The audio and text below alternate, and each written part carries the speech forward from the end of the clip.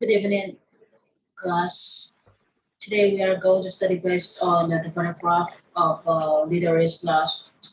Each day, each different material for us to study. And this is the paragraph of today. So when you start to read, please pay attention to the subject, the verb, and the object in the paragraph. And this is the first sentence. Following his gut, Johnny Bravo decided he needed to execute a weather letdown to drop down below the clouds, so he could take a look at what was happening on the crowd. So right here, first of all, we have the phrase "follow his gut." I follow my gut. It means that I depend on my sense to make a decision. I follow my gut. I depend on my sense, and I have grit. I have grit to do something. So right here, first of all, we have the case follow my gut. I follow my gut, or I depend on my sense to make judgments or decisions, or I base on my inner voice. So right here we have three phrases: follow God, depend on your sense, based on your inner voice. And please pay attention to this phrase. Usually we use the phrase based on this, I am going to do something. Subject, verb, object, something like this.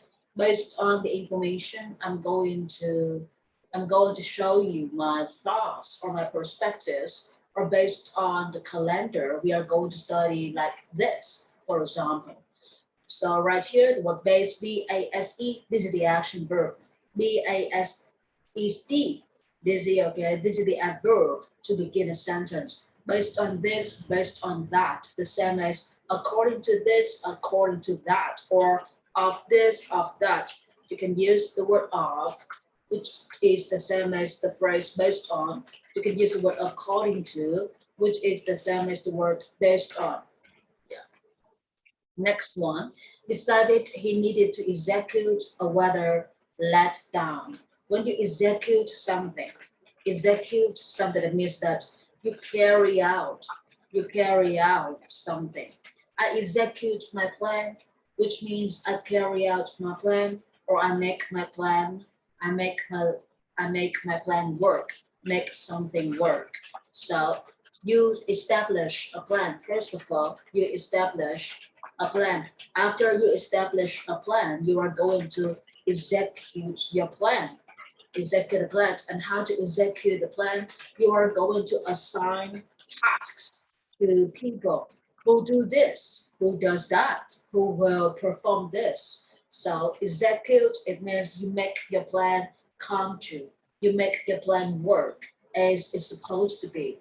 And you can assign yourself a task, and you can also assign tasks to other people. So right here they use the word execute, the same as the word make something work. Execute a weather letdown. It means that no matter how bad the weather is, you are going to go through the weather. You are going to drive your airplane through this harsh weather. It means the weather lets down. Drop down the airplane, okay? Johnny Bravo is in the airplane, and he decides to drop down his airplane through the very bad weather ahead of him. So right here, when he drops down the airplane, he goes under the clouds, and people on the crowd could see him, and he can also see the people on the crowd. This is the meaning of the word drop down. Don't think of drop down. It's like drop a pen drops your money on the crowd. No, drop down here is much more about the airplane driven by Johnny Bravo. The next sentence, it was a daring move. I dare you, okay, I dare you talk back to your mother, for example. So right here we have a nice action verb, dare. You dare somebody to do something.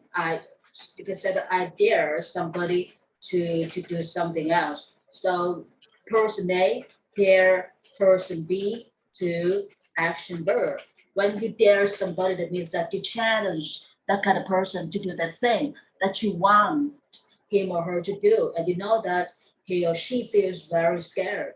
So I dare you to speak loudly at home when your mother and father want to sleep so badly. You dare somebody, you make other people feel like they need to stand up for themselves and they need to do something, or else you are going or else they are going to make you feel disappointed in them. So to dare somebody to do something is a daring move.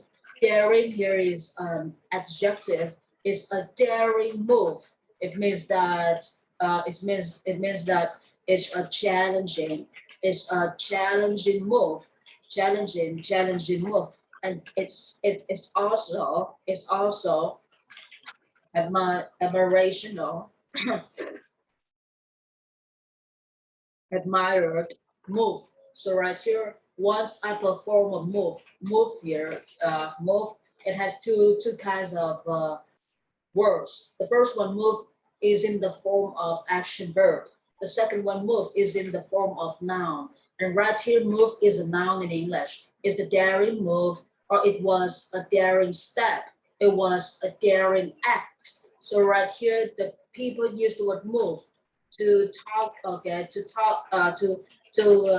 express the meaning of an act, or to express the meaning of a step that you take. So once you take a daring step, it means that you already take a very challenging, a very difficult step, and people admire you. That is the daring move right here. With the thick, low-hanging clouds, scattered storms in the area, and the fact that Johnny Bravo would have to fly into a valley with his field of vision reduced by the night vision goggles, performing the weather letdown under these conditions were extremely treacherous for even the most experienced of pilots. So right here, once you look at the sentence, please try to separate pieces by pieces. The first piece, with the thick, low-hanging clouds, scatter storms in the area. So the whole piece, okay, the whole piece right here is an adverb. An adverb to help you feel what is the environment, what is the environment around Johnny Bravo like? What is happening around Johnny Bravo? What is happening around Johnny Bravo and his airplane and his soldiers? So they describe the environment. They describe the weather. So right here, the weather, okay, thick, low-hanging clouds, very beautiful clouds. Because once you look up the sky, the blue sky, you can see the clouds very clearly. It means the clouds are very low. The clouds are not high. This is the reason why they use the word low-hanging clouds. Low-hanging clouds, very low clouds, which you can see with your eyes. But if the clouds are very high, you will not see the clouds clearly, which is the reason why they say low hanging clouds, thick clouds. It means many clouds altogether. So instead of using many clouds, people tend to use thick instead of many in order to test your understanding in English. Scattered storms in the area. It means that some storms in this area, some storms in another area. And so, for example, Vietnam, okay, the north of Vietnam, the center of Vietnam, and the south of Vietnam. Once the scattered storms appear in Vietnam, if we use the word scattered storms, it means storms everywhere in Vietnam. Okay, lots of storms in Vietnam. It's not like Ho Chi Minh City. Ho Chi Minh City has storms, but Hanoi doesn't have storms. If Ho Chi Minh City has storms, the Hanoi doesn't have storms. They will not use the word scattered. Scattered storms. It means storms everywhere. So right here we have the word like scattered. Scattered storms in the area.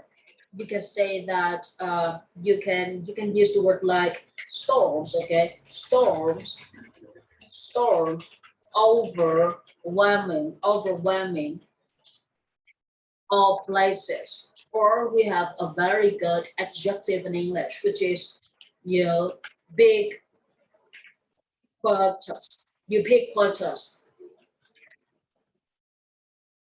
Ubiquitous. So we have two kinds of pronunciation. The first one, ubiquitous, and the second one is ubiquitous. Ubiquitous is mean something happens everywhere. Okay, something happening everywhere. So I can say that ubiquitous storms or scattered storms everywhere in Vietnam, storms overwhelming all places in Vietnam. So right here we have a new adjective for us to learn ubiquitous, or you can say ubiquitous. So two ways of pronunciation.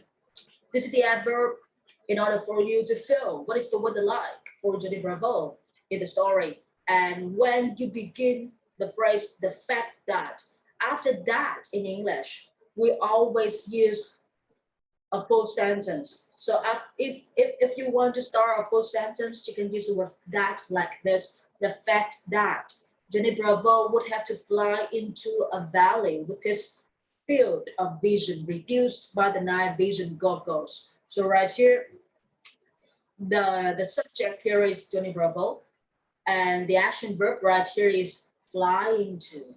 And the object here is a valley with, yeah, field of vision reduced. Okay, this is the object of the sentence, a very long object. Subject, Johnny Bravo, action verb, would have to fly into an object from the word a valley to the word palace. So right here, Johnny Bravo needs to fly into the valley, but okay, he cannot see clearly.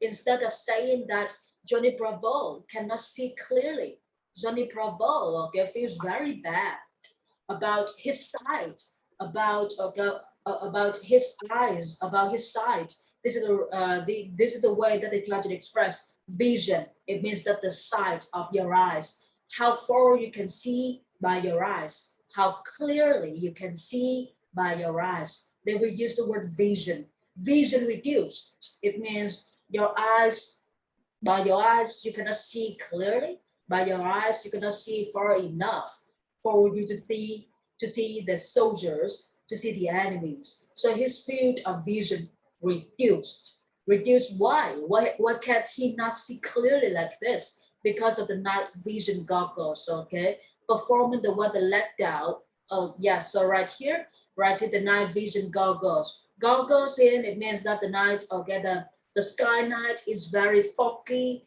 lots of fog in the sky night, and lots of like some birds flying in the night sky, and which makes Johnny Bravo feel unclear to see things by his eyes.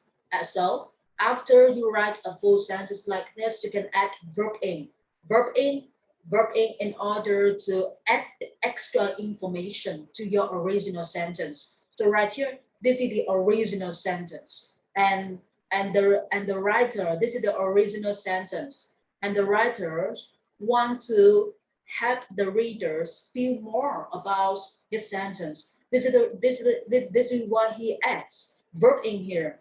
The sentence beginning with verb in at the end of the sentence to add more additional information to the original sentence. Performing the weather lets down, performing the airplane to go through the bad weather under these conditions was extremely treacherous for even the most experienced of pilots. Extremely treacherous, extremely challenging, extremely daring for the most experienced of pilots. So this is the way they write the paragraph. Very good writing right here. So after I deliver the lecture in English, right now I'm going to deliver the lecture again in Vietnamese.